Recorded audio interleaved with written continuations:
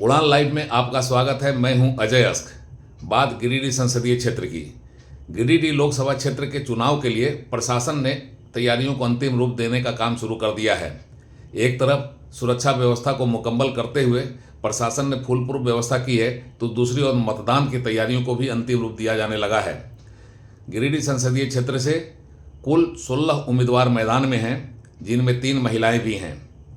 इनके बीच चुनाव चिन्ह का आवंटन कर दिया गया है और अब प्रशासन 25 मई का इंतजार कर रहा है, जिस दिन मतदान होना है, और प्रशासन की पूरी कवायद शांतिपूर्ण और स्वच्छ तरीके से मतदान कराने की है।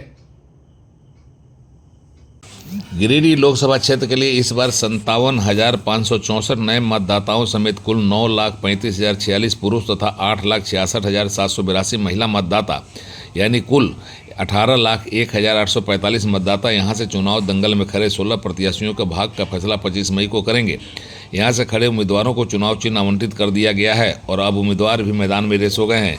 गिरिडीह लोकसभा क्षेत्र में विधानसभा के 6 क्षेत्र आते हैं। ये 6 क्षेत्र 3 जिलों में फैले हैं। गिरिडीह लोकसभा क्षेत्र में धनबाद जिले के बाघमारा और टुंडी विधानसभा क्षेत्र, गिरिडीह जिले का गिरिडीह विधानसभा क्षेत्र और डुमरी विधानसभा क्षेत्र का आंशिक क्षेत्र तथा बोकारो जिले का गोमिया, बेरमो विधानसभा क्षेत्र तथा डुमरी विधानसभा क्षेत्र का नवाडी प्रखंड आता है। बोकारो के उपायुक्त ही गिरिडीह की निर्वाची पदाधिकारी हैं। यहां से कुल 25 लोगों ने नामांकन दाखिल किया था, जिसमें 7 नामांकन रद्द हुए। आज नाम वापसी के अंतिम दिन 2 उम्मीदवारों ने अपने नाम वापस ले लिए और मैदान में अब 16 प्रत्याशी रह गए हैं।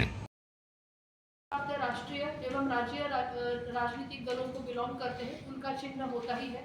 जैसे कमल प्रसाद जी बहुजन समाज पार्टी से हाथी के प्रतीक से लड़ेंगे। चंद्र प्रकाश चौधरी आजसू पार्टी में केला इस सिंबल से लड़ेंगे। मथुरा प्रसाद महतो झारखंड मुक्ति मोर्चा के तीर कमान इस सिंबल से लड़ेंगे। बाकी जो 6 राष्ट्रीयकृत राजनीतिक दलों के अभ्यर्थी है, उनके द्वारा जो सिंबल्स है, जैसे एनुल अंसारी जी चारपाई का सिंबल मांगे थे। लोकहित अधिकार पार्टी से ज्ञानेश्वर प्रसाद जी सेब का सिंबल से लड़ेंगे। भारतीय लोकमत राष्ट्रवादी पार्टी से पप्पू कुमार निषाद मोतियों का हार इस प्रतीक से लड़ेंगे। Peoples party of India democratic Pramod Ram फलों युक्त टोकरी जो है, फलों की टोकरी, उससे लड़ेंगे। शिवजी प्रसाद राइट टू रिकॉल पार्टी को बिलोंग करते हैं, वो प्रेशर कुकर इस सिंबल पे लड़ेंगे।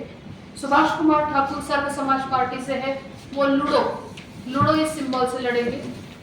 उषा देवी इंडिपेंडेंट है। इंडिपेंडेंट कैंडिडेट्स 3 चॉइसेस देते हैं। जो चॉइस किसी अन्य पार्टी के लिए रिजर्व है, तो वो इनको नहीं मिलता है।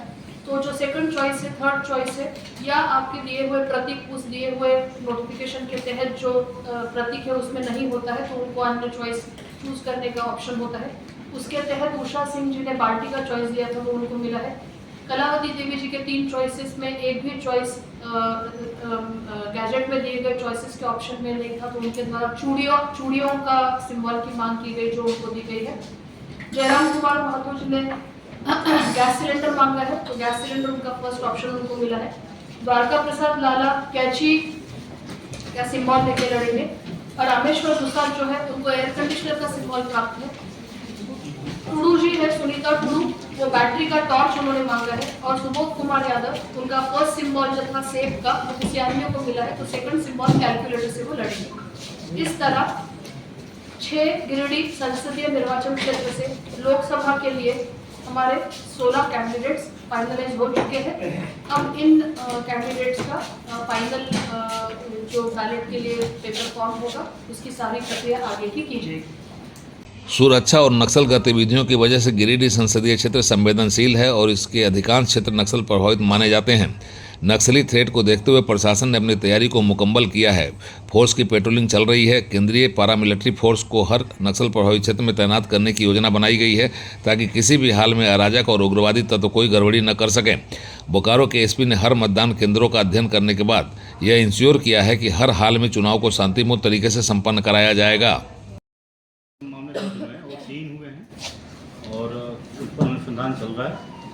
और बाकी जो सारी जो चुनाव की तैयारियां हैं, पुलिस के दृष्टिकोण से, सुरक्षा व्यवस्था के दृष्टिकोण से एक जो स्वस्थ वातावरण रहे, भयमुक्त वातावरण है, उसके लिए तैयारी चल रही है। सारी कार्रवाई हो रही है, प्रिवेंटिव एक्शंस भी हो रहे हैं और जहाँ भी किसी तरह की सूचना प्राप्त होती है उस पर त्वरित पुलिस रिस्पॉन्स कर रही है, कार्रवाई कर रही है। मतलब कुल कितना बटालियन फोर्स लगाएंगे, क्या लगाएंगे कोशिश? जो सारे जो आकलन कर लिया गया है क्योंकि सुरक्षा के दृष्टिकोण से बताना उचित नहीं रहेगा।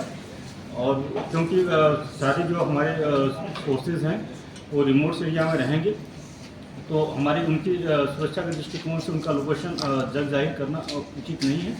लेकिन ये आपको विश्वास दिलाते हैं कि सभी जगह जो अपने नक्सल बूथ्स हैं वहाँ पर पर्याप्त मात्रा में फोर्सेस रहेंगे, साथ साथ में एरिया डोमिनेशन होता रहेगा, रूट आरोपित भी रहेंगे, और जो अपनी जो कार्रवाई रेगुलर कार्रवाई है थाना स्तर से भी हो रही है, पूर्व में भी की गई है। एम्बुश पॉइंट्स पर जितने कल्वर्स हैं, जितने रूट्स हैं, वहाँ डिमाइनिंग की भी कार्रवाई की जा चुकी है और की जा रही है। बोकारो जिले में मतलब कुल कितना पैरामिलिट्री फोर्स, कितनी कंपनियां आ रही हैं? ये आकलन किया गया है, क्योंकि हम लोगों ने अपना जो आकलन करके हेडक्वार्टर को सूचित किया है। तत्काल जो फोर्स की जो उपलब्धता होगी उसके आधार पर प्रत्येक जिला में आवंटित किया जाएगा, क्योंकि अन्य जिलों में भी चुनाव है, तो जहाँ की सेंसिटिविटी और अन्य के आधार पर आकलन करते हुए उनके द्वारा भेजा जाएगा। अभी हाल में नक्सलियों गिरिडीह लोकसभा क्षेत्र नक्सल दृष्टिकोण से महत्वपूर्ण जरूर है, लेकिन प्रशासन की खास रणनीति ऐसी है कि नक्सली या कोई भी अराजक तत्व अपने नापाक मकसद में कामयाब नहीं हो सके। चुनाव के पहले शांतिपूर्ण चुनाव संपन्न कराने का टास्क प्रशासन ने पूरे कर लिए हैं। गिरिडीह लोकसभा क्षेत्र में मतदान के लिए कुल 2160 मतदान केंद्र बनाए गए हैं, जो 1362 भवनों में स्थापित हैं। उड़ान लाइव ब्यूरो की रिपोर्ट।